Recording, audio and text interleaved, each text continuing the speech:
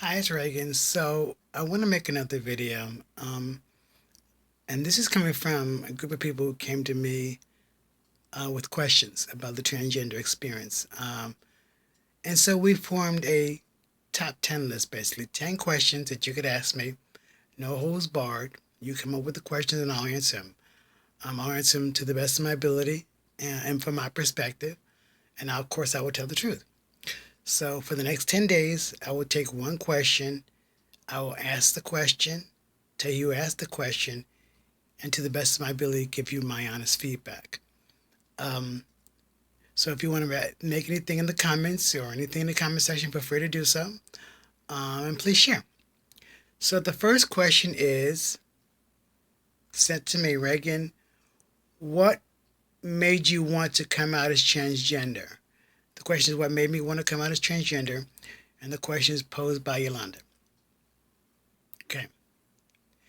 So the best way to answer this question is nothing made me come out as transgender. Nothing. Um, because I already was transgender. So I wasn't coming out as transgender. I was just living my truth as transgender. So now, for those who don't know, Yolanda knew me from a long time ago. And she knew me before my transition, and she, of course, knows me now. So she wanted to know or understand what made you become transgender, or what made you want to come out and express yourself as transgender. It's just what I was. It's just who I am, Yolanda. I'm not different. It's just who I am as a person. The truth is, I had to make a decision some years ago, maybe seven or not even, I guess about 6 or 7 years ago. The only person who actually knew that I was transgender was my brother. He was my twin brother, and he passed away. And I went through about 3 years of just drinking and spending money and drinking and spending money, literally. And it was because some friends of mine got together and kind of did a little intervention and I literally quit my job and because I couldn't move, I was stuck. And my friends got together and we're starting a business and they said, Reagan, we need you to come and help us with the business because we know you have some business expertise and we know you can help us make it a success. And that's really what got me working again because I didn't want to work. I was just drinking and spending money. And once I realized what I was doing, I ended up in the hospital and I had internal bleeding in my body. The doctor to this day can't tell me where it came from. They don't know. What it was I think it was stress, but what it was the amount of blood that was left in my body was below my calves. That was running throughout my entire body. And I kept saying to people, is anybody hot? Is anybody hot? Is anybody hot? Remember, this is before my transition.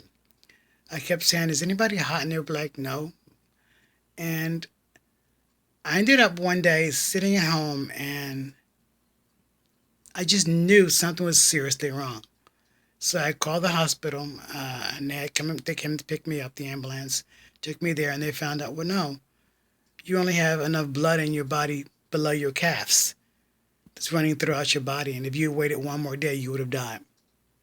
So at that point, after giving me 5 bags of blood to live and sustain myself, I knew at that point that I was going to just live my life naked and not ashamed and just tell the truth and just be as I am as a transgender person. Um, I didn't wait, like I said, I didn't wait to come out. I always knew that I was transgender. It's just how I was going to do it was my only issue. I don't. I think that people already know that something is different when they're transgender. I don't think it's necessarily an aha moment. I don't think it's a wow light bulb goes on. I just think that they already know. I think that they already feel it, and I know that I already knew something was different about me. But once I made the decision to be transgender, to live my truth, it just was very easy for me. It was very easy for me to say this is who I am, and walk in that truth, and say okay, let the chips fall what they may. This is what we're going to do with our life, my life.